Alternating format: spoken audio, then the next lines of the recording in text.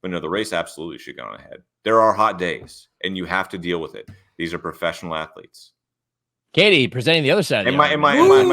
Judging by her expression, am I too much of a suck it up, rub some sand in it? I don't mean to come off that way, but shut up and dribble vibes from you right now.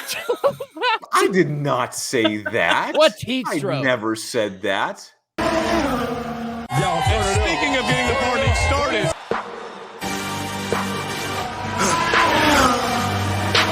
For the victory lap, though.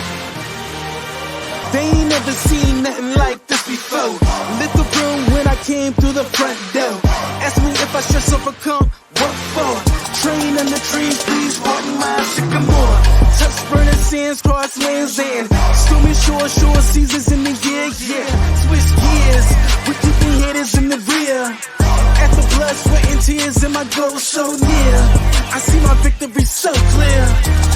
I see my victory so clear. It's a J, we break through. It's a J, we break through. It's a J, we break through.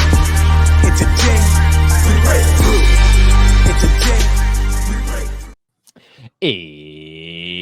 It's time for another episode of the Gridiron Podcast, and I almost choked on my own spit there. It's episode 17.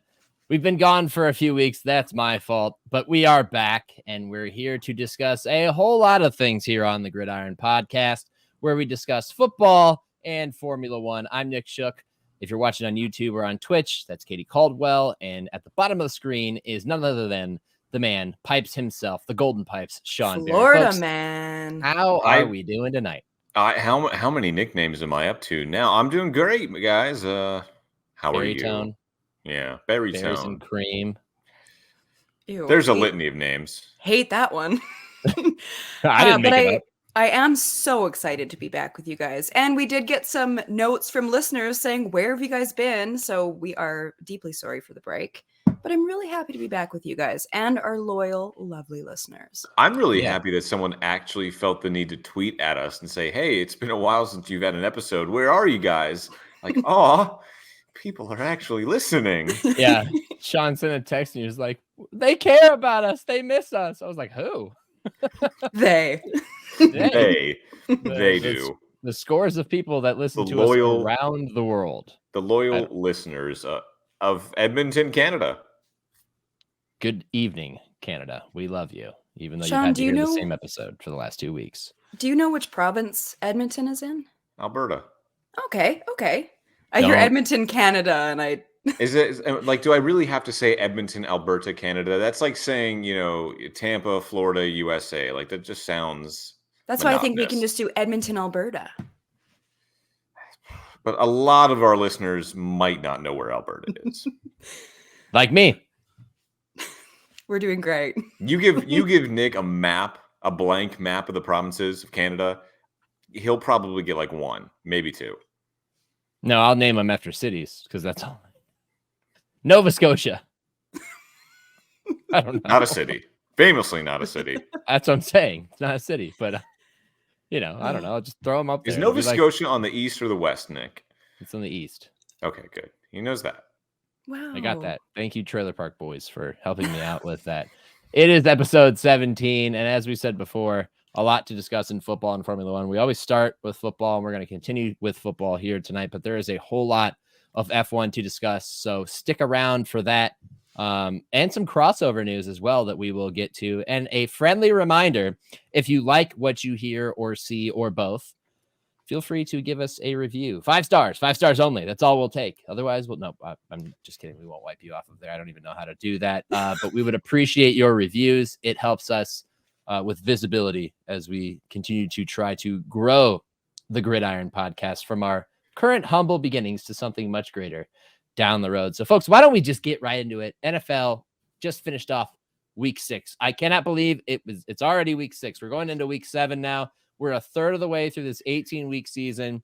It feels like just yesterday I was watching the Lions and the Chiefs from my future mother-in-law's couch in Oakland, California. And it feels like just yesterday we were doing our division breakdowns and like we're waiting for training camp to start. And now here we are, 6 weeks through the season already.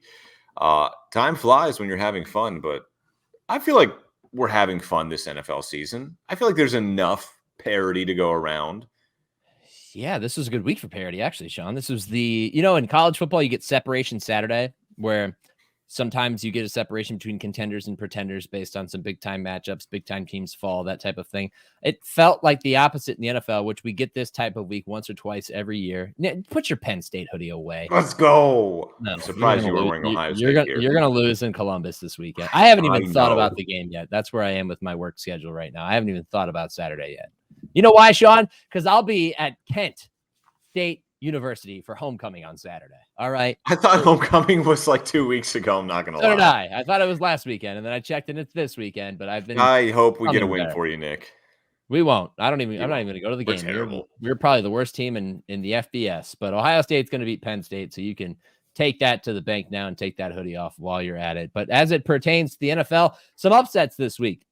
The Eagles lost. The 49ers lost. There are no more undefeated teams, which is why we should go right into our winners and losers from week 6. And we'll start, ladies first. Chivalry still lives, at least on this podcast. Katie, we need your winner from week 6. My winner is the Jets defense. Yeah.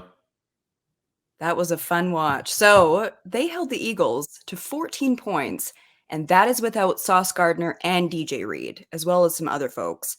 Plus 4 in turnovers, too, for the Jets. It was unbelievable. And this is the thing, though, is it's not just a one-off. They're consistently forcing takeaways. They're not really allowing a lot of offense on the other side. Jalen Hurts, Patrick Mahomes, and Josh Allen combined for 3 touchdowns and 8 interceptions against this Jets defense.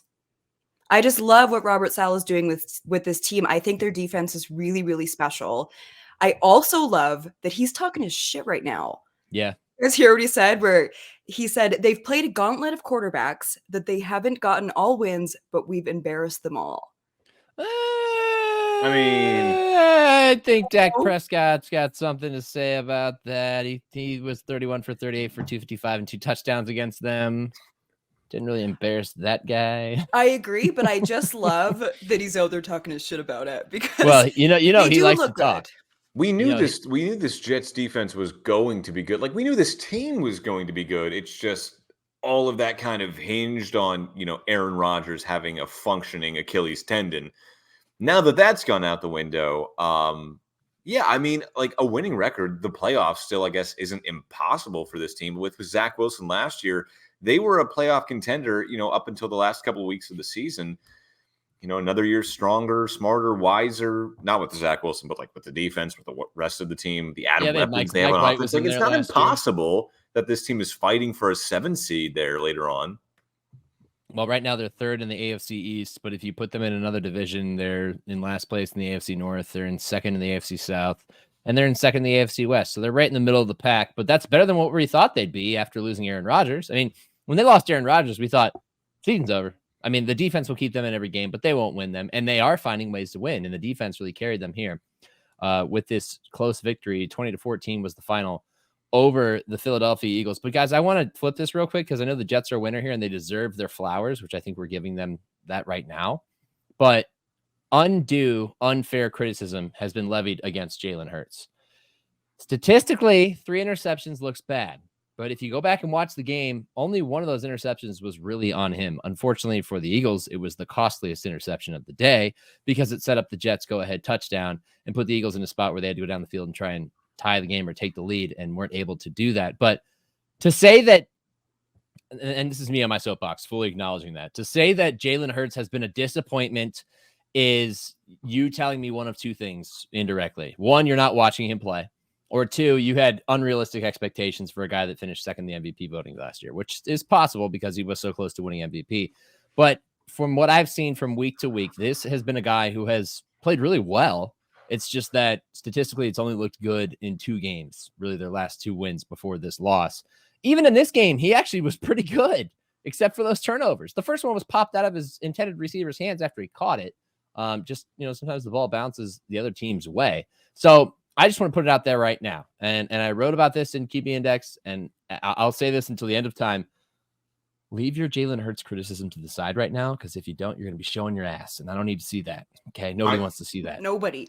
I think, Nick, you were kind of spot on there with the latter. Like maybe the expectations were too much, not just for a guy that finished second in the MVP voting last year, but for a lot of these young quarterbacks right now. Because if Yeah. you think about it, everyone that's talking about the NFL, writing about the NFL, they are now, our generation. They're now those millennials in the 30 to 40 age group. We grew up with Tom Brady, Peyton Manning, Eli Manning, Phillip Rivers, Drew Brees, Ben Roethlisberger. Like we grew up with legends of the game, and it seemed like they were just automatic every single week. What Ben became, I think, the second or first quarterback ever to have 6 touchdown games back to back. Like that's what we grew up with. Outside of Patrick Mahomes, who is that automatic? Who is that, potentially legendary in the NFL right now? Maybe Jalen Hurts Josh down the road. Allen. Maybe Josh Allen Yeah, down and the I road. can make Maybe arguments Tua against down the all road. those But I guys. think we're expecting too much of these young guys right now because we were used to seeing it for so long. And that's okay that we're not seeing it right now. We got to let these guys grow a little bit. But, I mean, in the case of Josh Allen, in the case of Tua, in the case of Justin Herbert, Katie, kind of Look at show me me, like that. put up or shut up. Show me now. But no, I think you're right, Nick. The criticism, I mean, the Eagles are still a good team. Hurts is still a good quarterback. Yeah, it's a very astute observation on your part, because that's kind of what I came to the conclusion of last night finishing up QB Index. Was like, man, there's just nobody who's really separated himself. Like even Tua, who's having a great year statistically and everything else, and the Dolphins put up a ton of points against the Giants last week. He did not look fantastic. They won that game, but he had a couple of pretty bad turnovers in that game. So nobody has been, risen above the rest. Nobody's been on an absolute heater through 6 weeks. The offense just feels like it's a little bit behind the defense. And this is now probably the second year in a row that we've seen this from most NFL teams. Josh Allen struggled mightily against Wink Martindale's defense, the Giants, in that Sunday night game before they started to figure it out. He didn't have a great game by any stretch of the imagination. He had a bad game against the Jets to open the season. Nobody's strung together 5 or 6 games of not perfection, but excellent play. And so I think we do have to just kind of lower the expectations on guys right now, because even Mahomes, who is been in my top 2 in the QB Index this whole year, has not been like overwhelmingly impressive. He's had some games where he's found a way to win. The win against the Broncos, I think he had 300 yards passing on 20 of 30 or something like that. And yet it didn't look visually really that pleasing. Yes, 306 on 30 of 40 passing. And it's like, let's stop expecting these guys to be superheroes and just let them do their job is what I'm going to say more than anything. But we're never going to do that because this is the age of social media and every clip is posted immediately. Yes, it is. And everybody's trying to go viral and taking the hottest of takes in every situation, whether they're former players or analysts or people on the internet. All right, Sean, who's your winner from week 6? My winner, I'm going to go to the Motor City. Jared Goff. Words I never thought I would say again after that Super Bowl loss. But Jared Goff, dare I say, is playing at an MVP level. He's 5th in the league in passing yards, 11 touchdowns to 3 interceptions. He's got a 105 quarterback rating. I mean, he is a man reborn. And obviously that's a really good offense he's in, but just he trusts his weapons. He looks comfortable. I mean, he looks better than right now. He looks better than he ever did in LA. And if you're a Detroit Lions fan, that's a very good thing for you. And I'm happy for you, dare I say, because, I mean, the Lions have always been just the bottom of the barrel in the NFL for my entire life. Like, that was a constant. Like, the Browns would have okay years. The Cardinals were bad for a while, but it would have okay years. The Bengals, they have risen to the top now. But for the love of God, it's always been the Lions. Now that they are enjoying some success, I'm happy for them. I can't, help but feel happy for them. And Jared Goff is certainly one of the big reasons why they are so successful this year. And I don't want to say they are a Super Bowl contender. The way they're playing right now, they're a Super Bowl contender. Say it. Absolutely say it. I think you're completely right. He ranks 5th in passing yards right now with 1,618. He's got an 11-3 touchdown interception ratio. And he's got a passer rating that's deserving of the top 3 in the NFL. And what he's doing is playing clean football. He's operating within that scheme and executing it as intended. And he's not making mistakes. They're fun to watch. They're not like the most well-oiled machine offensively. They run into their ruts and their struggles sometimes. But I'm getting to the point now where I'm like, I don't even have to worry about him making a big mistake anymore. Like, it's not like You go into No. a Jimmy Garoppolo game and you're like, well, there's the bad Jimmy interception. You knew that was coming. Like, he's beyond that. He's playing the best football of his career, and the Lions are benefiting from it. So I totally agree with you, even after we just said, hey, lower the bar. You're right.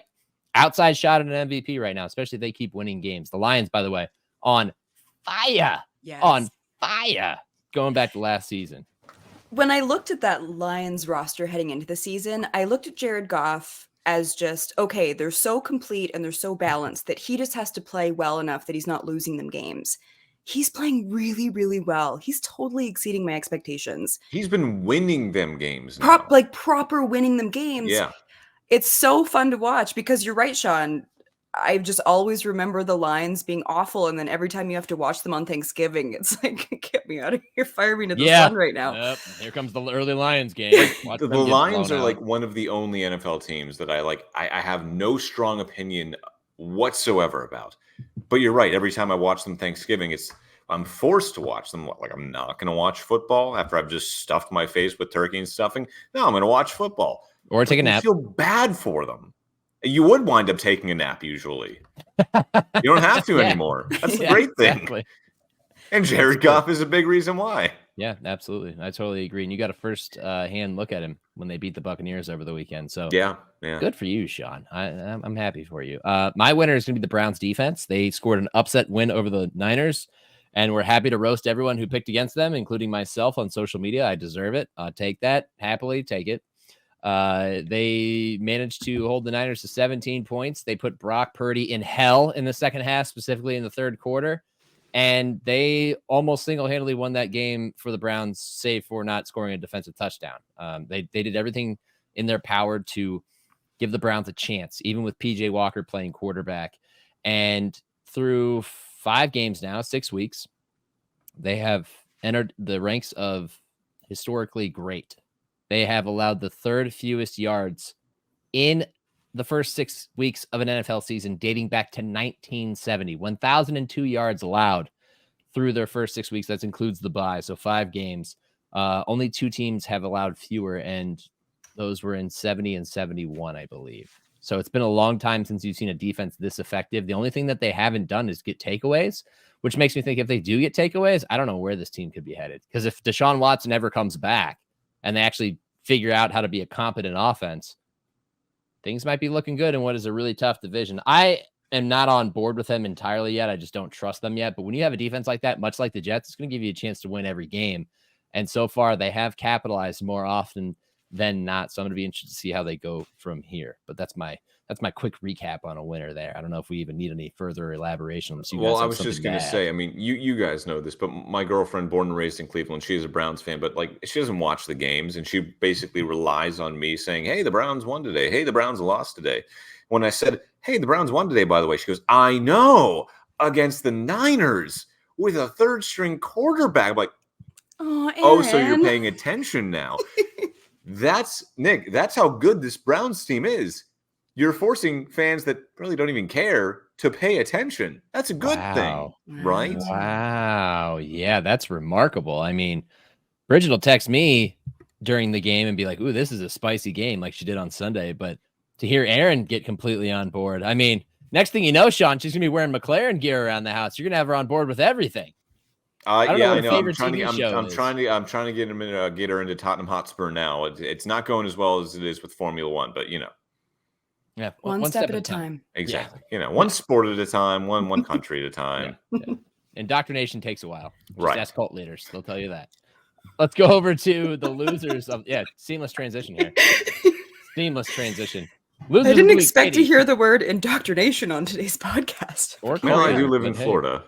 Very fair. That's the state of indoctrination. Katie, who's your loser from week 6? The Patriots offense. And that's not necessarily they have one? week 6. Exactly. I find them so painful to watch. I wasn't super excited about them heading in, but I thought there would be some bright spots. Like I was pretty high on Ramondre Stevenson heading in. And he had a 15-yard run on Sunday, and the announcer said that was his longest run of the season. And I went, God, it's week 6. Like 15 yards shouldn't be your longest run of the season, Ramondre. But I thought Devontae Parker would have more of an impact. Their offensive line looks offensive. It looks really bad. Mac Jones, I do not think is a serviceable quarterback. They've got a ton of injuries. I just watch it and I feel sad. Like when I watch Red Zone on Sunday and it goes to the Patriots game, I'm like, how do I just like unsubscribe from this one matchup? But and it's not going to get better. They have the Bills and the Dolphins coming up. Yeah, I hate it. like it's going to get real ugly for them real quick. My biggest issue with this, Katie, is the whole narrative that's going to be around Belichick, because it's already crept up in the last couple of years. Belichick's nothing without Brady. And it's like, dude, the guy won 6 That's Super such Bowls with the BS. Patriots. Yeah. He's got Yeah. 8 rings. He won 2 Yeah. with the Giants. Like, it's one of the greatest defensive minds in football history. Maybe the game has passed him by a little bit, or maybe he just didn't luck out with their replacement selection for Tom Brady. 2 years ago, we were pretty high on Mac Jones. Last year, it was the offensive coordinator or lack thereof. That was the blame for why they struggled. Now they have an offensive coordinator and they just can't figure it out. And if I have one way to explain it from watching every one of these games, their offensive line is not good. It's been bad. a rotating cast of characters. They can't protect him. He's tasked with doing too much. He tries too often to be the hero. And he's Mac Jones. Like, he forgets that he's McCorkle sometimes and you know, has that awkward walk to the draft podium and everything else. He's not the most athletic guy. He's trying to be a superhero, and it costs them. But it also doesn't help that your best receiver from last year went to Vegas and is doing better with Vegas than he ever did with you. Like, he has no options. You thought Juju Smith-Schuster, Sean, sorry, I know this might be personal. Oh, no, please continue. You thought he was going to be the guy? You thought Devontae Parker was going to be the guy? No. This is on the organization as a whole. They do have some talent, but again, it starts in the trenches. Offensive line's not there, then you're going to struggle, especially with a quarterback who's not a game-changing quarterback. Their rankings right now, 27th in yards per game, 26th in rushing yards, 22nd in passing yards, at a whopping 199 passing yards per game. Not good enough, and I don't see them getting any better at all. Look, Nick, you said it. They have some talent, but not much. I mean, really, but not much. And I think that all does start with Bill Belichick. He is the coach / GM. And you may have a point, and I know this is going to be the talking point for the rest of the season as the Patriots continue to spiral, because it is not going to get any better. They'll be lucky to finish with 4 or 5 wins. But maybe the game has passed them by a little bit. But at the same time, you need someone in charge of the roster to say, hey, we need a true number 1 wide receiver. We need a running back who doesn't take 6 weeks to break for 15 yards. We need a competent offensive line. And I don't think that Bill Belichick has exactly put his thumb on the pulse of football enough to make that happen. If you want Bill Belichick to be your coach until he decides to retire, that's fine. Like, he deserves it. He got you 6 rings. Like, you could be bad for 10 years. I don't care. It was worth it because you were great for 20, 25. But when you don't have a competent roster, and they really don't have one right now, that's a problem. There needs to be a GM in New England that at least, I mean, at the very least, the blame can then fall on him. I don't see him lasting that long if they are bad for like 5 years, because I don't think Robert Kraft has that type of patience. But I don't think he's going to get I don't think Kraft's going to get rid of him this year. Yeah, it's an encouraged retirement at some point. It's kind of a bummer. Like, everybody got tired of the Patriots being good. Brady left. They started to be not good. But now we're at the point where it's kind of sad. But you're right, by the way. I have absolutely no sympathy, though. Just everyone. I have no sympathy for Boston fans right now. People feel about the Steelers too. Are they? That's fine. Are Robert Kraft and Bill Belichick right now the Helmut Marko and Sergio Perez of the NFL? Oh, now that smile, that good smile crossover that you put on display there before making that statement, very justified. Like, I'm not gonna fire. I'm just gonna gently push you and encourage your own retirement. I'm gonna make some bad public comments about you, and I'm just gonna you just leave. Drop some rumors that you're retiring, that maybe you will retire. I'm also going to make a terrible statement about your region of origin as to why you can't drive well. Now, that's something Robert Kraft wouldn't do. He's not as put a lot past as loony as Helmut Marko is. I'll give him that credit. Sean, who's your loser for week 6? It's a piece of clothing, Nick. The Bucks creamsicles. They brought back the creamsicle jerseys for the first time since 2012. They tweaked the color a little bit. I used to hate those jerseys because they look terrible. The way they were shiny and they were almost like yellow. They weren't even creamsicle. Well, they fixed them. So now they are more, it's technically Florida orange. It's more creamsicle. I mean, I love the Bucko Bruce logo. I love how they did up the stadium. Everyone that dude, all last week, everyone around town was wearing creamsicle. It was really cool. It was almost like a celebratory game to get waxed by the Lions. But I read the stat, and I believe it was 101 and 293. That is now 294. That is now the Bucks record in creamsicle jerseys. 101 wins, 290 plus losses. Oh, Yeah, no. I mean, they were historically bad for a lot of their I existence mean, before the late 90s. In fact, up until Tom Brady came to Tampa, they were statistically the worst franchise in North American sports history. They had the And lowest that's winning even with percentage. their success in the late 90s Correct. and early 2000s. That's even with their success of winning one Whoa. Super Bowl. They won a Super Bowl, yeah. Even with that, they were statistically the worst winning percentage, only slightly worse than the Minnesota Timberwolves. Now they're slightly better than the Minnesota Timberwolves, but that was the weird thing too. When we kept covering that the creamsicle was coming back, everyone kept asking, yeah, but they never won in those things. So why is everyone so excited to see these jerseys back? They were never good in these jerseys. It's like the Eagles and the Kelly Green. They were never that good in these jerseys. The Eagles' lone Super Bowl is in the hunter green, the dark green. The Bucks, their 2 Super Bowls are in pewter and red. Why are we so excited to see a color where we were statistically the worst come back? And I mean, it was cool. It was still fun to see. I mean, great, aesthetically great with the Honolulu blue and the creamsicle orange. I mean, it looked amazing. Great On uniform TV, Yeah. I thought loved it looked awful. Oh, I loved it. I love when I see a photo it. of the jerseys. I love the color of it. I love the whole aesthetic. And when it was on the TV, it made me feel really sad. Oh, and no, I icky. loved it. I loved it. But It looked kind of sun faded. Maybe it was just the combination against the Lions jerseys. It was the time of day, too. And the time of day, Sunny. maybe if they were under the lights, it would have been better. Probably. I just thought it looked really washed out and ugh. Well, there's a Very- reason that they moved on from them. So the word, you know what it was, Katie, was that the score bug at the bottom still had their current. It's still, logo thank and you. colors That in. is lazy, if you ask Yeah, me. that was and the I work for problem. Fox. That's so lazy. Yeah, I think that I'm was the problem. contractually obligated to not disrespect Fox in any way, but come on, I'm guys. not. That's I my have some company. feelings. That is my company. We had the creamsicle logo ready to go and everything. We had it for our lower thirds. We had it for our monitor graphics. We had everything creamsicle ready to go.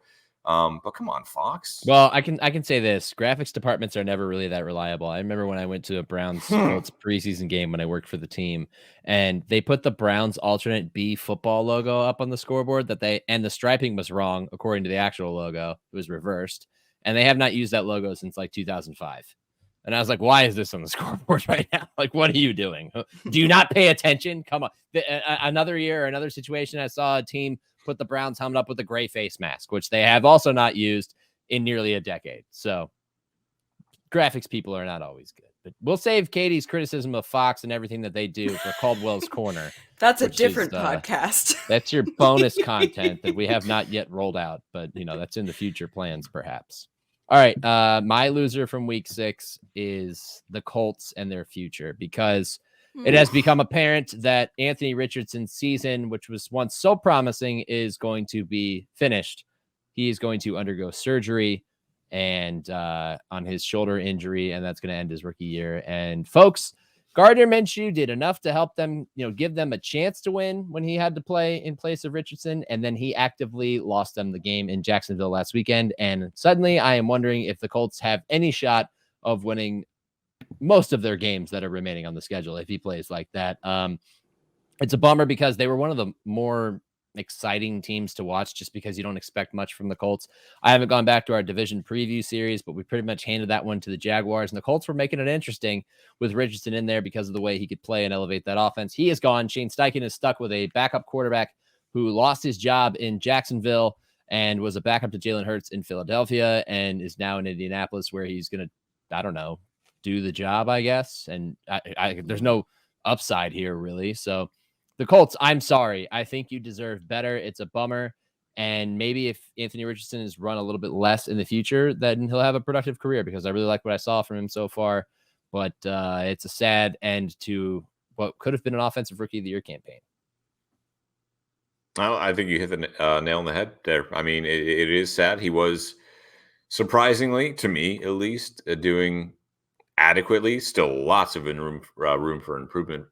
But he is a rookie. Like, I'm not gonna, not gonna dig him too much. But at the same time, now you wonder, okay, how is he going to come back? What is he going to look like then?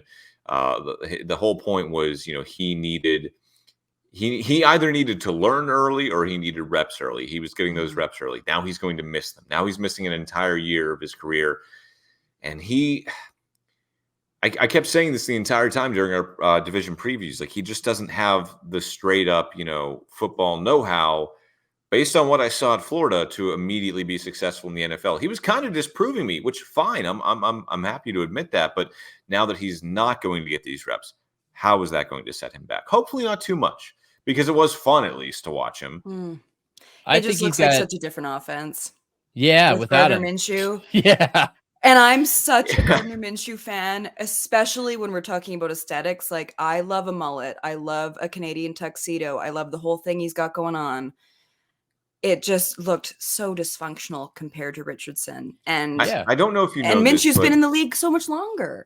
Well, I don't know if you know this, but Gardner Minshew and Anthony Richardson, two very different skill sets. They're in charge with running the same offense. Well, I give Jim Irsay and Chris Ballard a lot of credit for hiring the right coach to pair with Richardson, even though they hired the coach first. I think Shane Steichen did a really good job of scheming the offense around Richardson's strengths, and I think that they have a lot of potential there in the future. It's just that it does not fit Gardner Minshew, and it does not help when you can't run the damn football. I don't care if Jonathan Taylor is playing or not. They have not been able to run the football, including with Taylor so far. So they got to be better in that department if they want any shot of winning any of their games going forward, now that they have their best player is going to be sidelined for the rest of the year. All right, we're 32 minutes in, and that's going to wrap up our NFL talk for the day. Kind of, because we do have some news related to the NFL and related to soccer, but we're going to save it for after America's favorite game show, because it's time for the game show that's sweeping the nation, the game show that pits two hosts against one, puts one in the chair, in the crosshairs, tested on their knowledge of topics that they don't even know are coming. It's time for Do you even know? John, today's topic with the start of the NBA season right around the corner. Come on. Oh, no. Is NBA trivia. And after you roasted Katie for her abysmal performances in recent Do You Even Know segments. This is going to be bad. This is going to be really bad. It's time guys. to go after you. Oh, this is going to be bad. I'm not a big NBA fan. This is going to be bad. First question. Do you even know what was the last team to pull off the elusive three-peat in the NBA? Sean, even I knew this one. That's saying something. It was the Lakers. Damn it. I was hoping he was going to think that the Warriors got one. 1 for 1. Sean, after complaining, is 1 for 1. Now we go to Katie. Damn it. Why couldn't it have been me this week? I could have had my first ever point in this stupid game. So, Sean, do you know? No, sorry, it's not stupid. I've said many times I hope to abolish this segment because I'm bad at it, but everyone else is okay. Sean, do you know which team won the very first ever NBA game? There's no chance he gets this. Jesus. I mean, I'm going to guess it's now like a defunct team. No. Oh, no. It's not. So it's a current team. Like, they currently play. It's not like, the Syracuse Crunch Comets or something like that. No, the Crunch Comets. I was like, there's a lot of, like, Syracuse team was the Nats. The Chicago Stags. The Fort Wayne Pistons. Yeah, for real. Very first NBA game.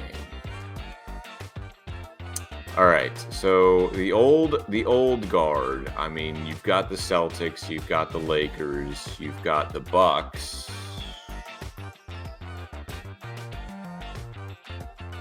Take a shot.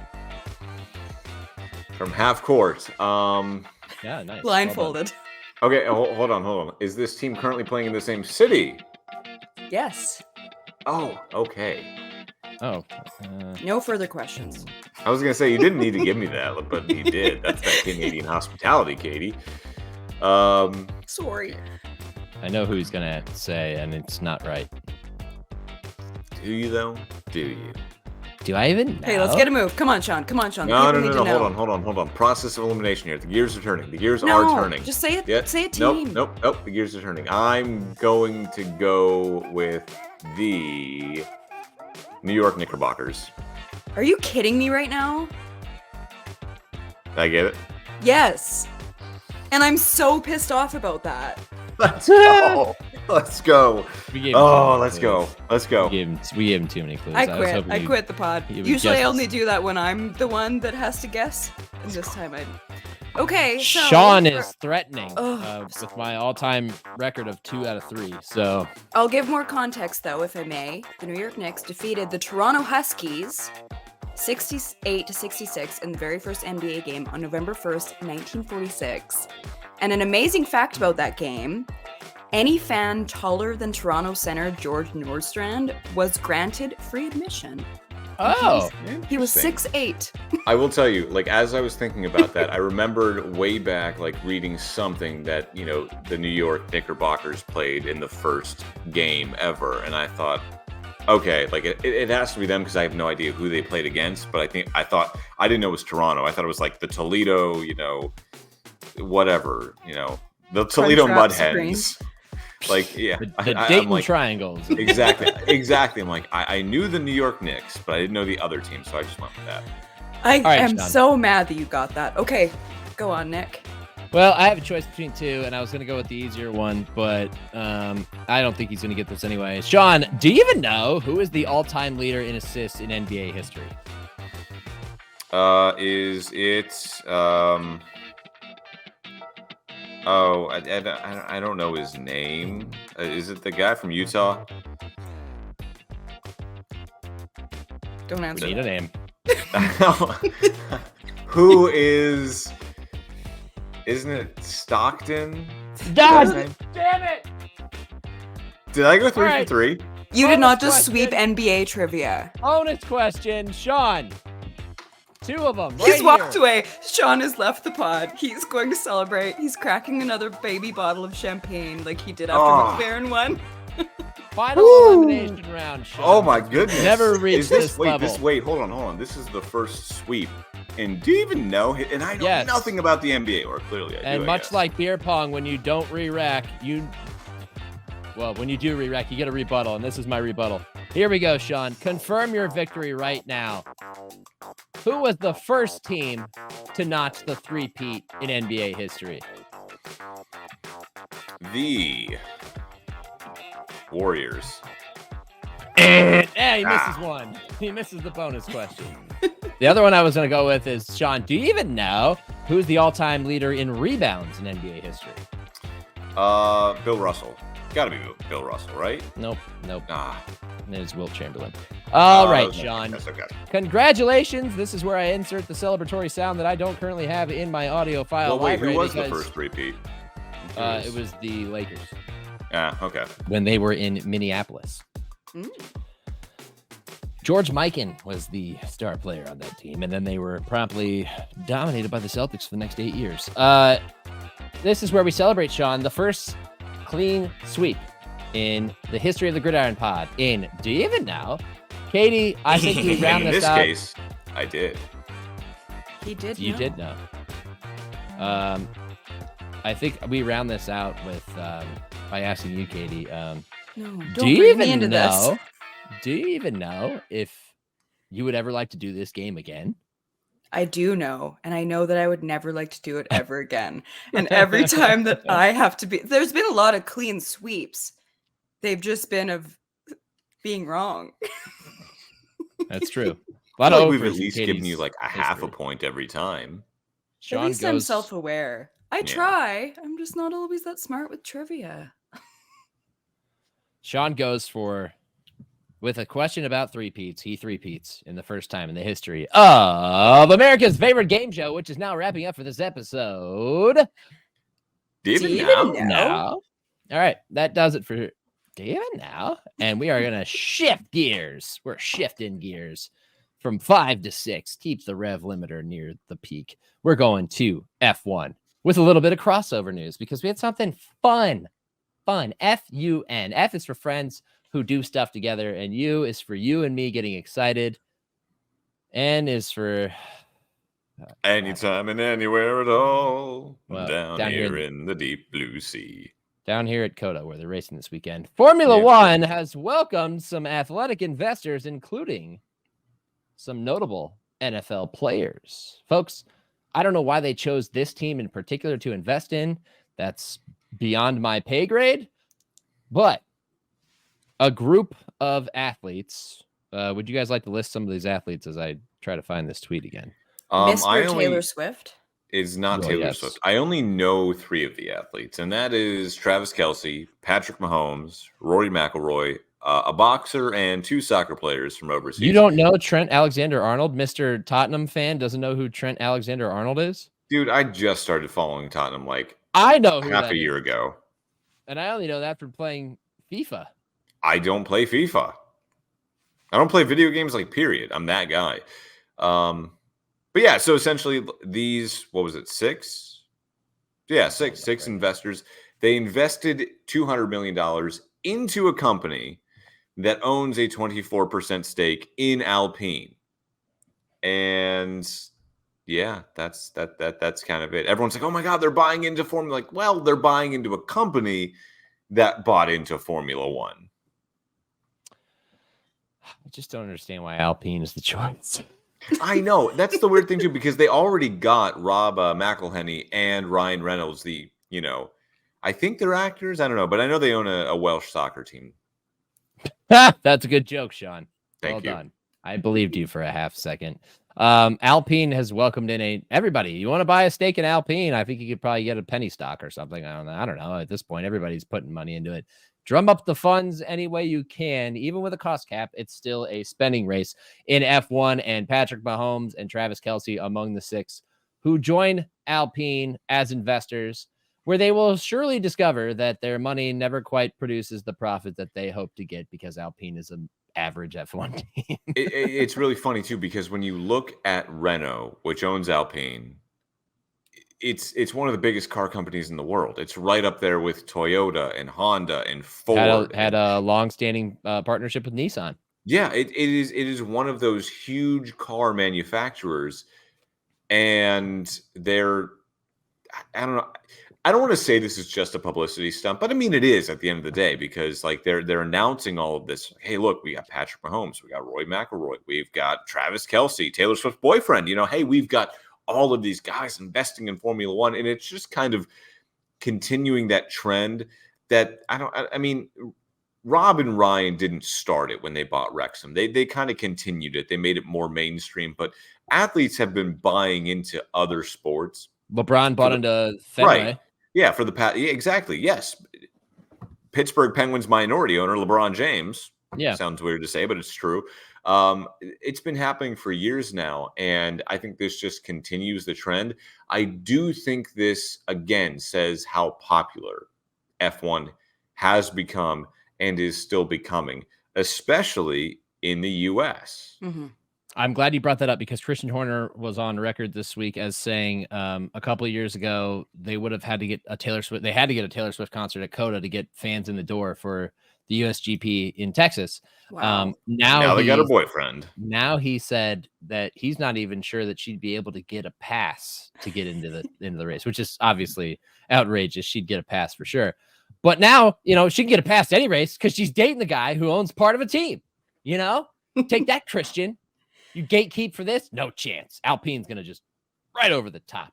She was playing the long game. She's watched Drive to Survive, and now she wanted to get in on Alpine.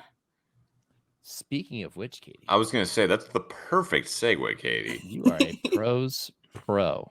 More fun stuff from F1 before we actually get to what happened on the track recently.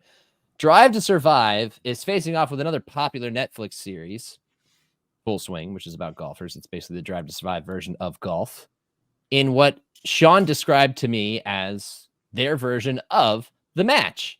star athletes from a different sport play against golfers, team up, or they play with fellow star athletes who don't actually play golf. Except this time, what is it? 6 F1 drivers are going to team up with 6 professional golfers in the first ever.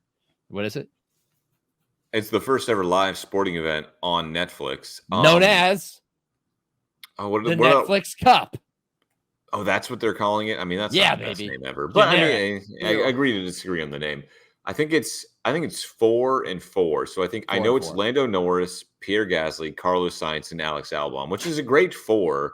I'm not sure how good Pierre is at golfing, but I know Lando and Carlos, like they golf all the time together. Albon is a good golfer. I know that. Well, his girlfriend is on the LPGA tour, so like I would hope he's a good golfer.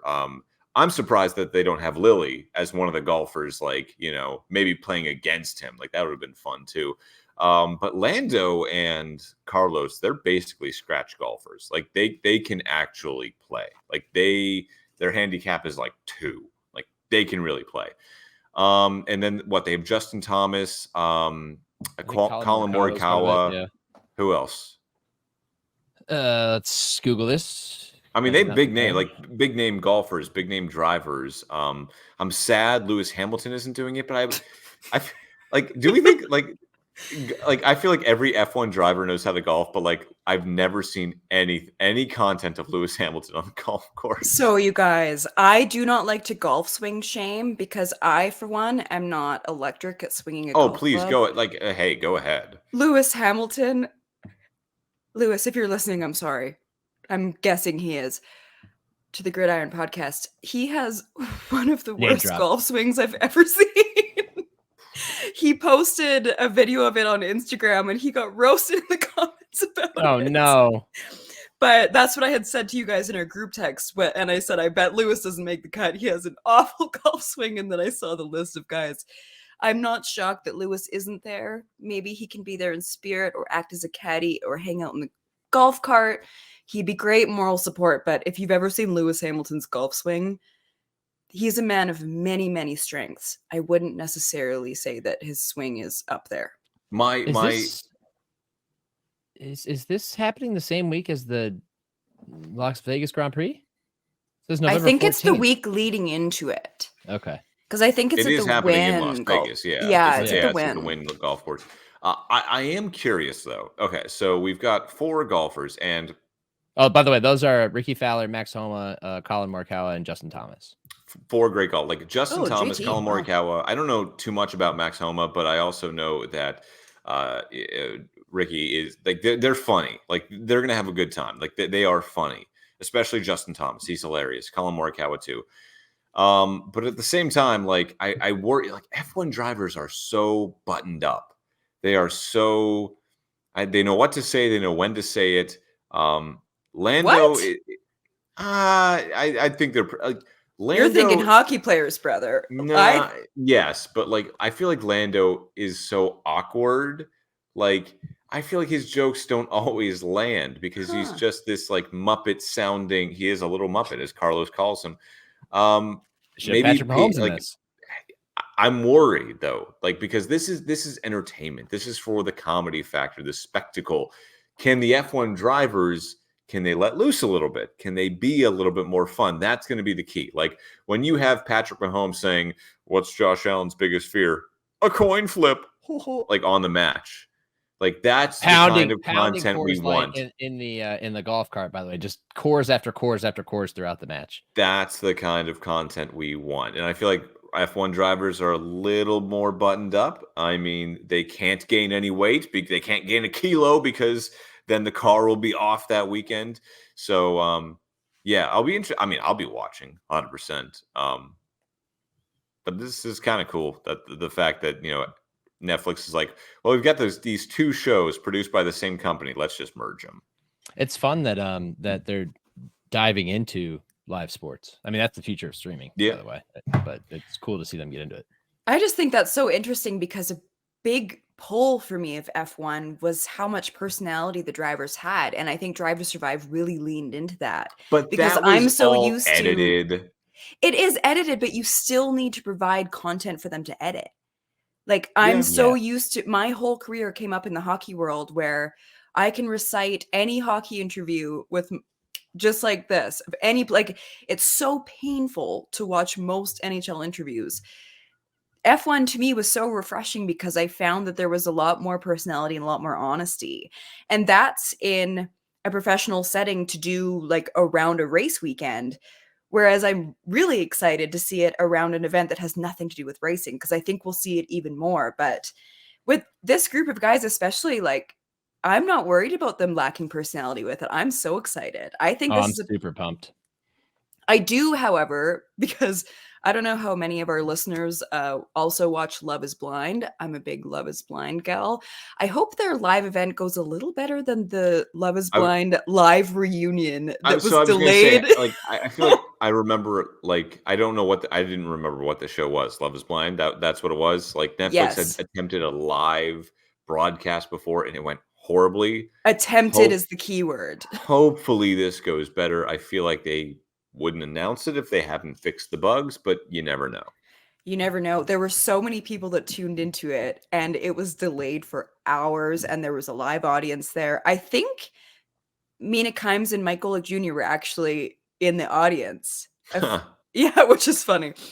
But yeah, that was an absolute disaster. So I'm hoping it does go a little better this time, because live TV is a lot different. I've worked in live TV. I think you guys both have too. It's just, it's a different animal than anything produced. Oh, we should come up with our best bloopers from live TV. I don't know if I really have that. I haven't done on air. I've largely just done behind the scenes with large. I like how I mentioned that. Nick's like, oh, I haven't had. Sean, I do 4 minutes of TV a week, and I'm not even on TV this. What do you think I do? What do you want from me? I barely do any live TV. Everything I do is recorded too. That's true. I know that's literally all the TV I did was live TV. I never did anything recorded, and they canceled my show, so I'm not. It's here. We're all doing great. Yeah. That's how we're over here at the Gridiron. Why we're here talking to you at 12:04 at night. Let's go recap this race. Which, look, you see the lower third here. Qatar, too hot for TV. Really too hot for some of these drivers. My God. One of the YouTube titled videos I saw come up in my feed last week was why the race in Qatar never should have happened. Oh, please. Can I go off? Like, can I go off? No, can I go you off? You go off, and then if I make after baby. You go off, because I have some things to go off about. Let's let Sean take center stage here. No, don't put me on a single cam. Oh, you did. Are these not athletes? Are these not professional athletes? We subject professional athletes to insane conditions year-round. Every time. These are our gladiators, whether they are soccer players, football players, hockey players, baseball players. We ask them to play in the rain. We ask them to play in the mud. We ask hockey players to skate around on the hardest surface known to man with knives on their feet and shoot a frozen piece of rubber at each other. No one bats an eyelash. But a race is too hot for drivers, and it's sad. Look, I get it. It is dangerous. But that is part of sports. That's why we tune in, because these people can do something that no one else can. And in some of their cases, they couldn't do it. That's part of the intrigue. At the end of the day, no one is worse for wear. Heat exhaustion, I want to say, is a very serious topic. You should always take it seriously. Always drink water. Always cool yourself down. But at the end of the day, we are watching a spectacle to see people that we believe and we perceive to be superhuman do something that we could never dream of doing. So I'm not going to sit here and say it should have never gone on in the first place. Now the FIA, I think it was the FIA, decided that, they had to do 3 pit stops in this race, meaning they could go flat out on a high downforce track on a 105-degree day. That's a little unsafe. So that probably should be fixed. But no, the race absolutely should go on ahead. There are hot days, and you have to deal with it. These are professional athletes.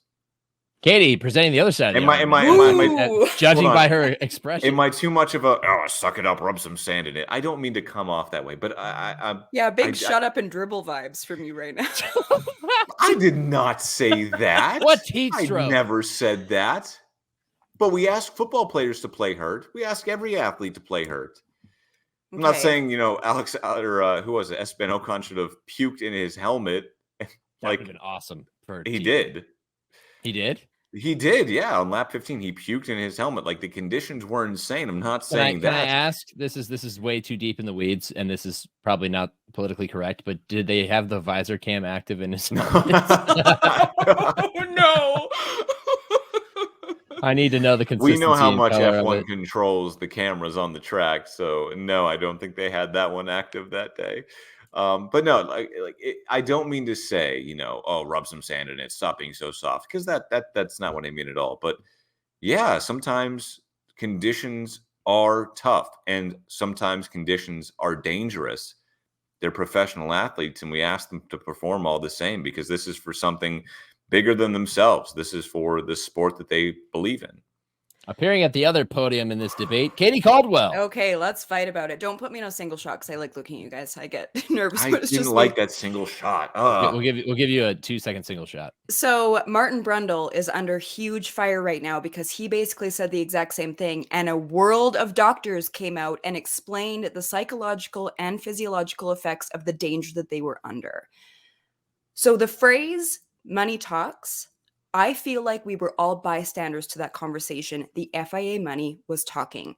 Mhm. I don't believe Qatar should be holding any F1 events for a multitude of reasons that I won't get into on this podcast. That's a different human rights issue podcast. That's Caldwell's Corner. But I will speak to this weekend that happened in particular.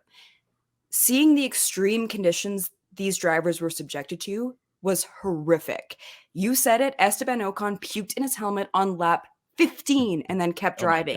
Logan Sargent And had to retire, and thank God he did. Thank God he did. And if anyone says anything about having to retire, like, you can have words with me, because if anyone says I'm not feeling okay, you're not feeling okay. That's fine. Yeah.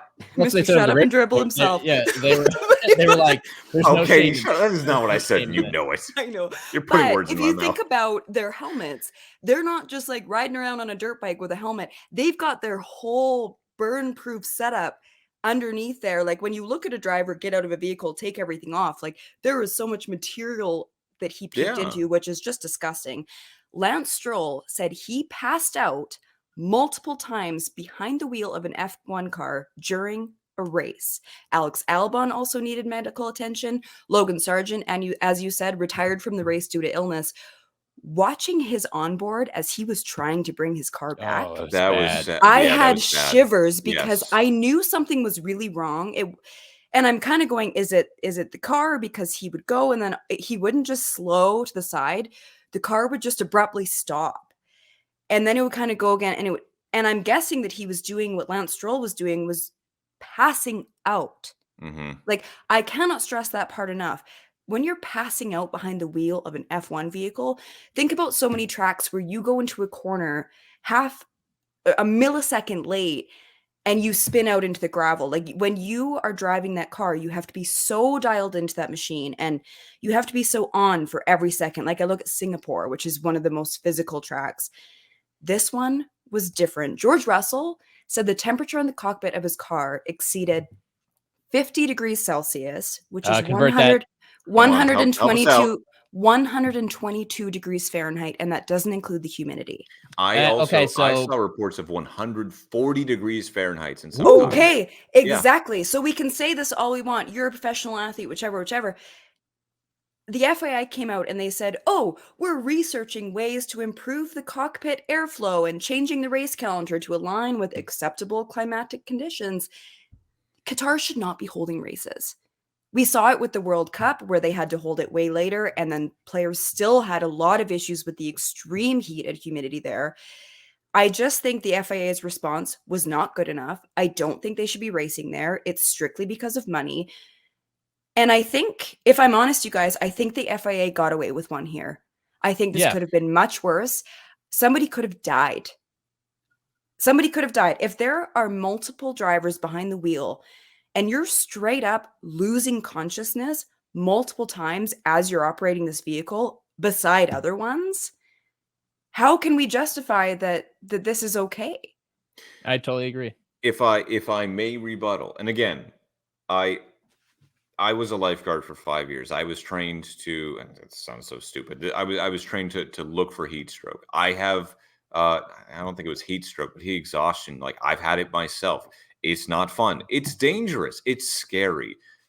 People die from this. Here in Florida, high school football players die from this because I was going to say the turf fields can get up to 100. Yeah, like the temperature, you said 122 or whatever it was. That's a rubber football field, a turf field. And by no means am I advocating for anyone like that to suck it up and play. No. But these are, millionaire athletes. This is a worldwide spectacle. What does their And money have to do with it, though? no, Yeah. what I'm saying is these are professional. We ask professional athletes all the time to overcome any odds put in front of them. I don't think F1 drivers should be any different. That being said, I do think this provides a point to F1. Here in America, in NASCAR, in IndyCar, drivers had air-conditioned helmets. Okay. A lot of people I talked to after the fact, when they said, "Hey, I heard like there was a lot of medical problems with that race," what they didn't know that there is absolutely no way to keep those drivers cool during the race, because for most of the season they really don't need it. They're in Europe, they're in the US. Yeah, it gets a little hot, but not too bad. When they're in the Middle East in the summer, yeah, it's a problem, and all they have is a liter of liquid in their car, just 1 liter of liquid. And by lap 2, it's already warm. And then some of them put some like ice vests under their racing suit that probably also by lap 2 is warm. They don't have any kind of cooling system. F1 is supposed to be the pinnacle of racing. I'm sure they can come up with something. But to say this race shouldn't have gone ahead, I disagree with that. To say that there can't be changes, I think there absolutely should be.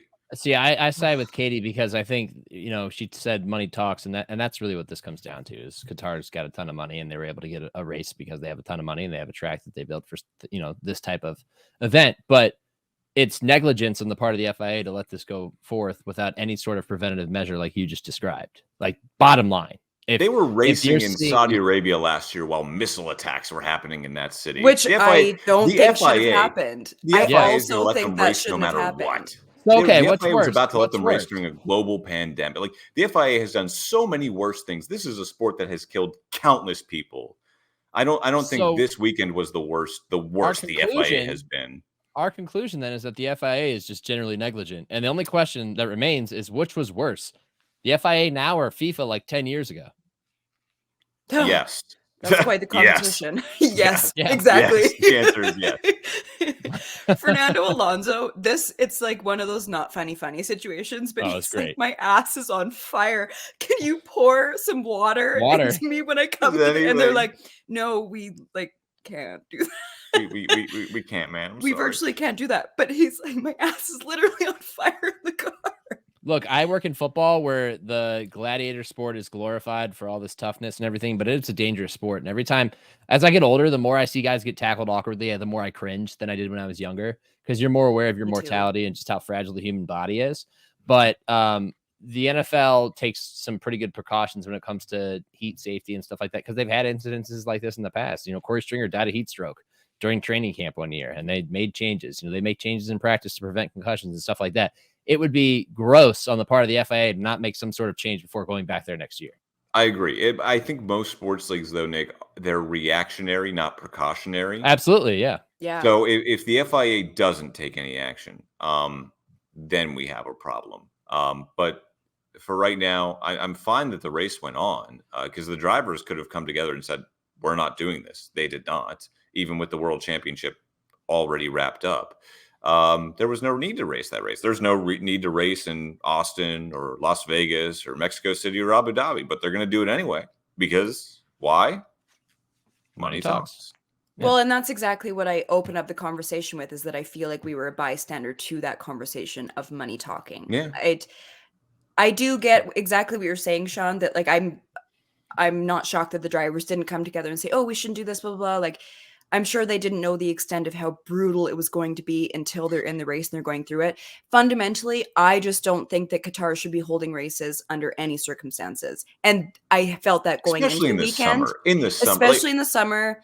And then this one just confirmed exactly what I felt. It felt a lot more icky, because that the reason they're there isn't because the track has a storied history or because of this or because of that. It's strictly because of money. And that's where my frustration comes in. When you see Oscar Piastri laying on the ground and saying that was the hardest race I've ever done in my life, when you know that all of that is because of money and these men are endangering themselves because of money, that's where my frustrations come in. I love how in the quite literally the cool down room after the race. They're Because laying on the ground. yeah, the Formula One is in charge of all those feeds. That's why when Roman Grosjean had his crash back in Bahrain a couple of years ago, we didn't see any of it until 5, 6, 10 minutes after it happened, until they knew he was out of the car and they basically showed you a replay. Here in the NFL, when someone goes down, I mean, the camera's right in their face. We are seeing everything. And normally it's doctors working on them. It depends. They've gotten better. Like the Nick Chubb situation, I felt that, like, where they said, okay, we're not going to show a replay, because they Yes. used to just show everything. But, I mean, you look at DeMar Hamlin, you look at Deion Lewis this week. I mean, again, with the Bills. I mean, the camera was on the whole time, making sure he gave that thumbs up as he's stretchered away in an ambulance. Oh, Damian Harris? Do you mean? Damian Harris. Sorry. Not Deion Lewis. Jesus. Sorry. Damian Harris. That was blasting 10 years now. ago. Right? Yeah. But F1 controls those camera feeds so strictly that they will not show you anything they don't want you to see. Yeah. So maybe there was video somewhere of Esteban Ocon puking in his helmet, and they cut away from that cool down room so quickly when it became evident that their world champion was in a puddle of his own sweat in the corner of the room, and that Oscar Piastri was laying down because he was so exhausted. The only one that didn't look like he was about to pass out was Lando Norris. Yeah.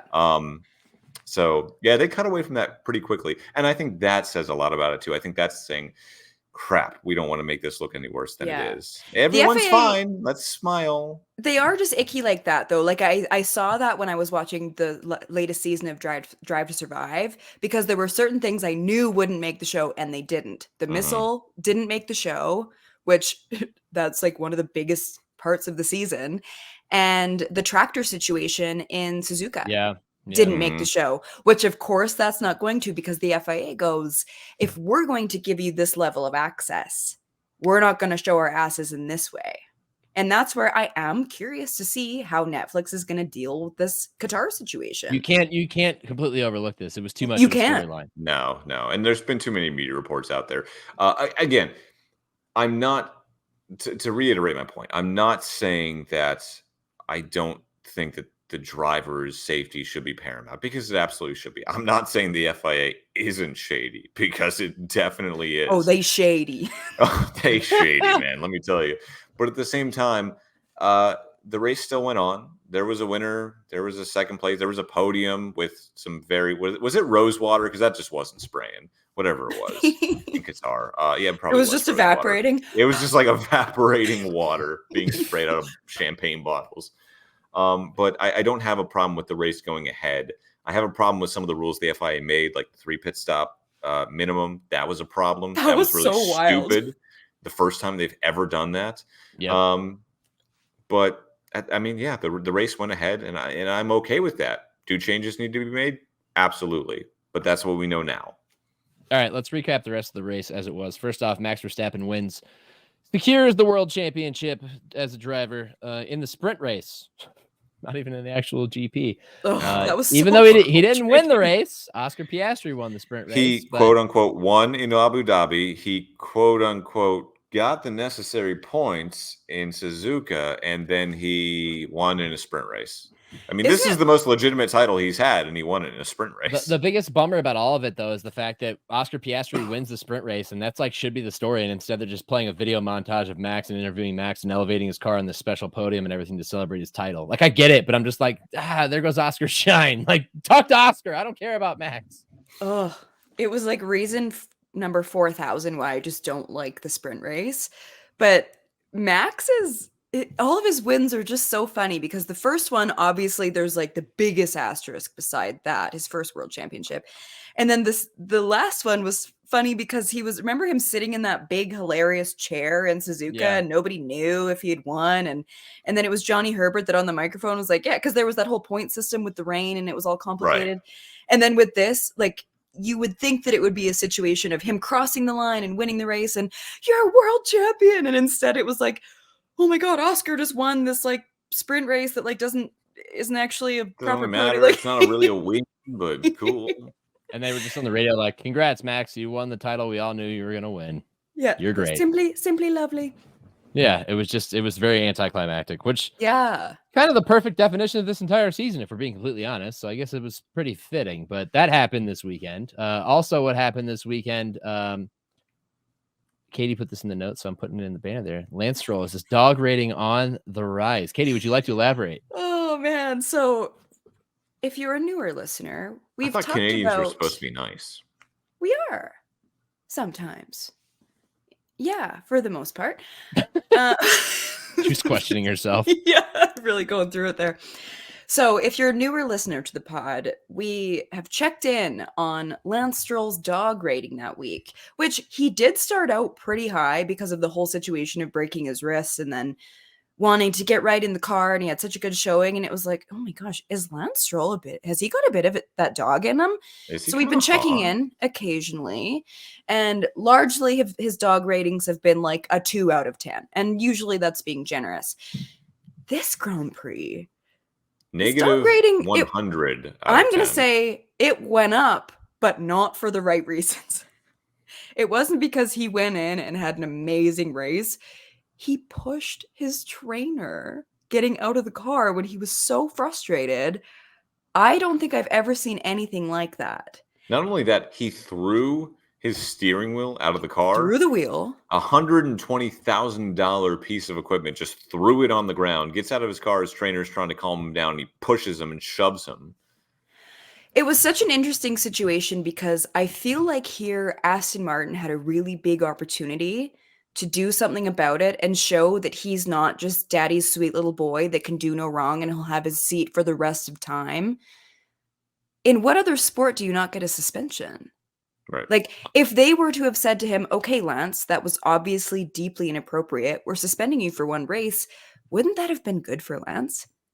No. I think it would have been just to say, okay, look, they are treating him like every other driver, because so far all we've seen again and again and again is he's daddy's special little boy, and no matter what, as long as Lawrence Stroll is a part of that team, Lance will have a safe seat. Yeah, but I just think it was such a missed opportunity for Aston Martin to go, okay, let's show that he's just a regular driver. For those not watching, I'm using big quotes here. I just thought it was interesting because so many teams in other sports will suspend their own player for situations like that. Let me ask you this, because it seems like the day of F1 without Lance Stroll is coming quickly, probably by next year. When Lance Stroll is out of F1, is Lawrence Stroll's money out as well? I think Lawrence Stroll's money will go before Lance does, which I think could be next year.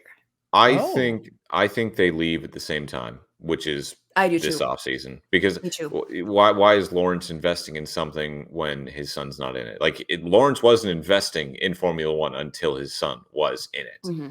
And his son had a whole junior career before that. Yeah, I mean, but they could delay this and just let Andretti replace them. That could be a possibility. They could, but Andretti wants to be an 11th team. They don't want to be a 10th. Yeah, but Andretti wants in, and they do. They want in regardless. I mean, why not just sell the whole operation? Because it's probably more expensive than, well, I don't know. If you're buying an entire F1 outfit, lock, stock, and barrel, is that more expensive than paying the fee to get in and using your own facilities in Indianapolis? I don't know. Probably. I don't know. It's probably close. Yeah. I mean, you wouldn't want to be headquartered overseas if you're Andretti, so I guess that's kind of a turn off to making such a deal happen. But it feels like if he pulls out, who's buying? I don't know. Like, I don't know who's buying at this point. I mean, that team has always been in flux. It's always been the team that just that was Force India. Yeah. They've had so much drama. It was Force India. It was Tyrrell. It was every Racing Point. It was everyone. Yeah. I don't know. We'll see. But interesting take on that. I have no take on Lance Stroll because I just can't wait for him to be done. Although he did have a nice little pass around the outside and a nice little defense when he was trying to hang on to the points, and then he ended up not finishing the points. So that's Lance Stroll in a nutshell. He did. You're right, Nick. That earned him at least 1 point in the dog rating. Yes, one puppy paw of the dog rating. I second this. Here he. The person that he finished behind, Checo Perez, who has been driving like trash for the last 2 months, if not longer. And retirement rumors have been floated regarding his future. Folks, he is not good. Like, he's not even close to where he was. He had 2 5-second time penalties. The second one, he gets over the radio, he just doesn't even respond. It just keeps driving. He does not look anything like he was the type of driver that he was before. Yeah, he finished in the points, but he's driving a Red Bull. His teammate wins the race. He finishes 10th. This is not good enough. There's no way in my mind, Helmut Marko aside, that Red Bull can proceed into 2024 with an expectation of being a constructors champion once again and thinking this guy is going to help us get it done. There's just not. Like, this has to be the end for him, right? And now there's this, read the lower third. There's a rumor that he is set to retire or announce his retirement at the Mexican Grand Prix. Others, apparently in his camp, have rebutted this. Here's the thing. Can I go into a conspiracy theory real quick? Yes. I think this was all Can I Helmut go Marko. solo shot on you I again? think this is all someone at Red Bull just not putting this into Checo's ear, but just putting it into the atmosphere, hoping that it will come to fruition. He was manifesting it. One of my favorite shows growing up was Doctor Who, and there's this really cool scene where David Tennant, who's playing Doctor Who, disagrees with the Prime Minister of the UK who just killed a bunch of aliens. I know this is weird, but stick with me for a second. And he walks up to a reporter, takes the microphone, and just whispers, "Doesn't she look tired?" And then everyone in the world media is asking the Prime Minister, "Are you okay? Are you mentally okay? Are you physically okay? Can you handle this job?" And she has to resign because of all the pressure, because one person put it into the world that she doesn't look quite all right. Someone in Red Bull is doing something. Someone put it into the world that Sergio is about to retire. I don't think that's true at all, but someone put it out there. So now it might be. He's driving like he's going to retire. I'll tell you that. Like, his skills have gone off a cliff. I feel like that's that just shows how hard it is not to just be Max's teammate, but to drive at Red Bull. Mm-hmm. Yeah, it's got to be mentally taxing, especially because I do think it's a confidence thing. Like, just watching the way he drove in the race in Qatar, he just does not have control over his abilities right now. Like, it's just not there. And I think that's like one of the telltale signs, much like Drew Brees at the end of his career, Peyton Manning at the end of his career, even Tom Brady at the end of his career. You can just see he's not really the same guy anymore. Like, I think this is the end. And I do think this is the end for Checo. And I'm really curious to see who they replace him with, because Daniel Ricciardo is locked into AlphaTauri. Could this be a Liam Lawson seat? Could we get an answer for silly season? No, it would be Daniel Ricciardo.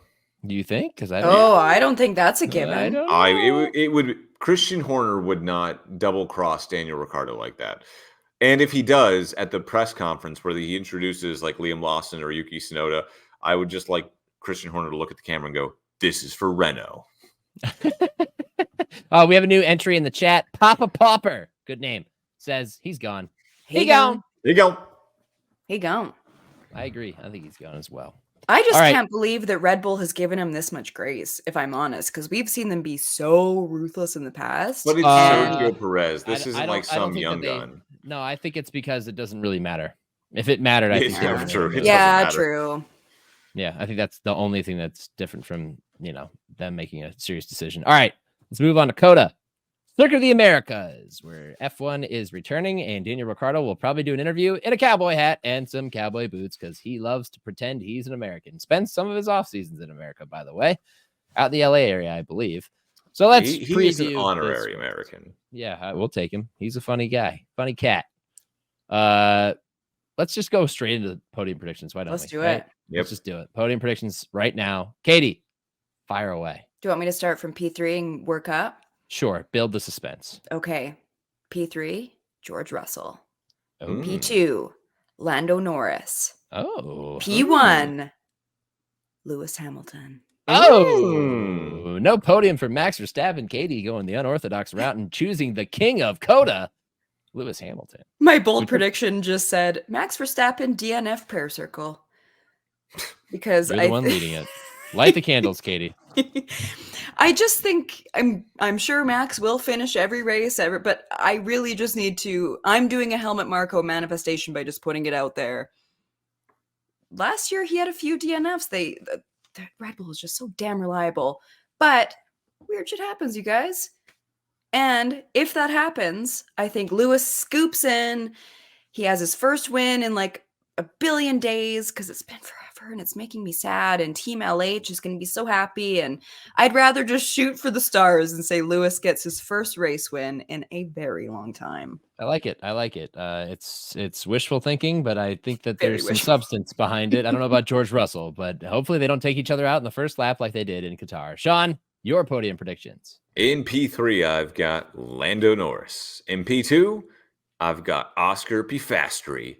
And in P1, I've got Max Verstappen because Lewis was the king of COTA, but Max is quickly supplanting him as the king of COTA. For my bold prediction, I've got Taylor Swift. She's going to be there, do something. She might wave the flag. She might present a trophy.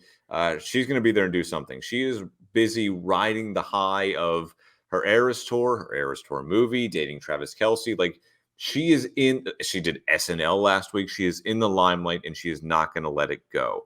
And I think, Katie, she does know that Christian Horner said she couldn't get a pass to COTA. And she's going to prove him wrong. So Taylor Swift will be there. She will be on camera. We will see Taylor Swift at some point. Are you saying she's a hardcore Christian Horner hater? Oh. Yes. Oh. She's seeing red, white, and blue. Ooh. Oh my God, I cannot top that. But it will mean if she's at the race that she is not going to Travis Kelce's game against the Chargers at Arrowhead Stadium this weekend. So scheduling conflict that she may have to deal with here. I don't know, Sean. That might wreck your prediction there. We'll see. Could. We'll see. All right, my predictions podium. Lando Norris in P3. I think that Oscar's driving well, but I do know that this is going to be Oscar's first F1 race at COTA, and it's a tough track. Didn't stop him at Suzuka. It's a tough track. I'm going to go with Lando here, especially after team orders kept him in P3 last week. P2, the king of COTA returns with a vengeance after taking himself out.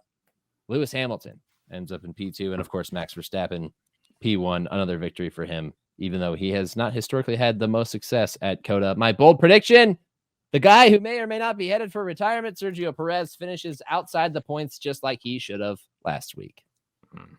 All right. Now, final segment of the day, folks. Hate it or love it. Katie, what's your hate? My hate. Well, I was going to Katie use hates haters. No, I still love you, Sean. I just like debating with you. For my hate, I was going to say you guys were the haters because I said that I thought the Jags could beat the Bills in London, and you guys roasted me for that, and they beat the Jags in London. But that's not going to be my hate. I just wanted to flex a little bit. Could be. Couple of haters. Couple of haters. My hate is the NHL banning Pride tape. I just think it is absolutely ridiculous. Sean and I are both big NHL fans. I love hockey, or I should say I'm a big hockey fan, not a big fan of the NHL. But yeah, I just think they're pandering to a very small group of homophobes, and it's really disheartening and it's frustrating. And there's been an amazing amount of pushback, as there rightly should be, to Gary Bettman, because that guy sucks. Concise. I don't want to follow that because that was perfect. You are. That was perfect. I wish I could repeat that. I do know some players have started to incorporate any kind of rainbow tape onto their sticks. Kudos it's in the to them. NHL rule book that it's allowed. Yeah, good. Kudos to them. Just because a couple of players last year were like, "Oh, it's my belief." Your belief to what? To hate? Yeah. Exactly. Whatever, man. No, bravo, Katie, bravo. My hate is, I guess, kind of similar. Why can't we just be nice to each other? Like, why is it so hard to be nice to each other? I covered this story this last week, and it consumed all of Tampa Bay.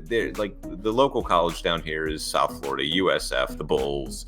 And it cropped up that there was this little wooden statue that this guy brings to every home game. It's ugly. It doesn't look good. He's not a chainsaw carver, but he just took a shot at it, and he did this for the last 13 years. He's just been bringing this little statue to this game.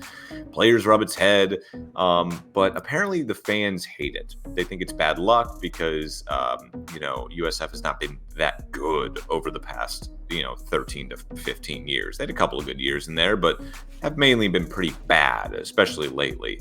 And for some reason, they blame this guy and his little wooden statue. So I went and met him. I did a story on him and his statue. He's just a sweet old man. a cancer survivor, a grandfather who loves his college. He's an alumnus more than anything except his own family. Like, he bleeds green and gold, and people are just dogging him because he just decided to make this little statue that people do have enjoyment with. Kids come up and take pictures with it. Fans rub its head. Players rub it. I saw a former player with a bowl ring on his finger rubbing its head for good luck. Just like, what? Why do you self-hate so much? Like, why can't we just get along? He's been an alumni since 1975. Why are you so mad at him? Like, and it just showed me such an ugly side of people that's like, you're rooting for the same team, yet at the same time, you want to hate each other. I don't understand that at all. If you are for me, you are with me. Yes. Well said. I concur. Everyone love everyone. Yeah. ELE. Except the That's the rule. homophobes. Oh. That's. I mean, if homophobes decide to love everyone, then they're no longer homophobes. True. Yeah. That's a different conversation. On Katie's Corner next week. On We Katie's keep Corner. teasing this podcast. We talk about homophobes The and spin-off. Qatar. Which, Wide-ranging discussion. hey, is Open it? to the masses. Yeah, that's a good point. I actually just forgot my hate. So my backup hate is I hate that there aren't more hours in the day because I am tired and I wish I had about 2 more hours every day. That's that. That's all I got. That's fair. Oh no! I hate Penn State. You're gonna lose this weekend, Sean. Big noon Onward Saturday is gonna steal you an Onward L. State. All right, Katie, what's your love? Cool. My love, because Cool. sweet. I haven't been on I missed the last one with you guys, so it's been a while since I've been on here. So I haven't had a chance to talk about this.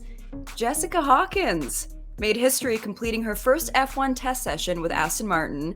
She was the first woman to test an F1 car since 2018. I don't know if you guys saw Nico Rosberg talk about it over the Qatar weekend. He was so giddy and he was interviewing her and he was on F1 TV talking about her lap time. And they weren't saying what it was, but then it came out that hers was much more rapid than Aston Martin's reserve driver Felipe Drugovich. So she blew him out of the water and she did 21 laps and everyone is just blown away by what she's done. So yeah, there's all these jabronis on the internet saying, oh, a woman can never keep up with it and it's a blah, blah, blah. Get out of here with that because she crushed it. And yeah, watching Nico Rosberg talk about it was so energizing because he was just like fanboying being around her, which I get. She's amazing. But yeah, like women have raced in F1 before. The last woman to race in Formula A, it was Lella Lumnardi, who started 12 races between 1974 and 1976. So women have been a part of racing like for ages, but there isn't always that opportunity, as we've seen again and again. And I'm a firm believer in representation matters. So when Jessica Hawkins does that, and there's little girls that are in karting watching that saying, oh my gosh, I might be able to do that. I can get there. So it feels hopeful. It's slow moving, but this was a really, really big jump for women in motorsport. And it was really exciting for me. That's my love. I thought that was so cool too. And we have someone like Jamie Chadwell who has just dominated the W Series. And yeah, she now has to come over to the US and race in Indy Lights, now called Indy Next. And it's like, and man, hasn't she done enough to prove that she can like hang? Like she needs to race in the junior category of IndyCar. Like, not taking away anything from IndyCar, but like she can hang. Like she's clearly shown that. And yeah, you're right. Representation matters. My love, guys, or I thought it was my hate. I thought it would be my hate. I thought I hated. Do you even know? But as it turns out, I love. Here we go. Do you even know? The first ever clean sweep on Do You Even Know? I love that, guys. I love that you love yourself for that. Thank you. I love Is that Nick too. the only one that actually likes that segment? Because I've been very open about hating it. I simply love that because I've segment. I I think enjoy it's it. fun. Trivia I is think fun. we're too I like hard a on good ourselves. trivia night. Like the point is to like stump each other. Like I think we're too hard on ourselves about it. But yeah, it was cool. I'm proud of you, Sean. I love Congrats. that for you, Sean. Thank you. My 2 out of 3 record holding lasted about 2 weeks. I'm glad to be usurped by somebody like you. Supported by viewers like you. Thank you. My My love is the support of friends and family in trying times. We were not able to podcast the last couple of weeks because I was not able to podcast because my dad was in the hospital. He had a 5-day stay in ICU. There was a few moments where I thought that would be the last time I would see him. And luckily, he was able to recover and is out of the hospital now and is at home. And I'm just really thankful for the support of people like you guys and friends and family who were there for me in a tough time, offering whatever is necessary whatever that would be offered, whether it was necessary or not. I'm just glad to know people who are there for you at a time of need. So my love is you guys. All right. That's what it is. Glad you shared that, Nick. I think we could all use a little more vulnerability in our lives, and I just think your family's so lucky to have you. We've said that before, but we're grateful to be able to be there for you because you guys have been there for me too. It's nice when you've got good friends and good support systems. Yeah, and we just happen to do a podcast together. All right, that is it for episode 17 of the Gridiron Podcast. It's a long one. We're at an hour and a half. We had a lot to catch up on. Yeah, we did. We covered a whole lot of topics. Hopefully you enjoyed it. As a reminder, give us a review if you like this episode. 5 stars only. That's all we accept. We don't accept anything. We're not in control of that, but please give us a review. Give us some visibility. Tell your friends, tell your colleagues, tell random people on the internet who happen to like football and Formula One, or just football, or just Formula One. We cover both of them pretty equally on this podcast. Nick, I do have one last question for you. You said your dad for the last 2 weeks has been in and out of the hospital. Yeah. He still beat me in fantasy football. Sean, let me give you a detail here real quick. This is really I just thought you should know that. I was like, wow, Nick said he was sick, but he's kicking my ass. So Sean is very proud of his victories in fantasy football. He wears the belt when we get in our league. Man. I know no one cares about that. I'm having a terrible year. He makes his girlfriend allow him to display it on their kitchen hutch or whatever it might be. He's obnoxious with it, plain and simple. My dad, to give you an idea of how bad he kicked your ass, thought he was in such a bad state in ICU. This is a little bit of a little bit of humor involved in an otherwise serious situation. My dad, when he was in ICU, was in such a bad spot mentally that he thought his phone was in Spanish for 3 days. Those 3 days happened to be when he could have set his lineup, which means his team was he beat you without setting his lineup because he literally could not read his phone. Sean, if you want an indictment of your fantasy football skills, it's a bad year for the Killer Canes. It's a bad year for the Killer Canes. Yeah, I think you need a new team name. Tough time. Tough scene for you. It's named after my grandfather, if you must know, Nick. Oh, well. I'm keeping the name. Now I'm in a tough spot. For Nick Shook and Katie Caldwell, I'm Sean Barie. This has been episode 17 of the Gridiron Podcast. And as always, live life in the fast lane. And Coach Shook, get well soon.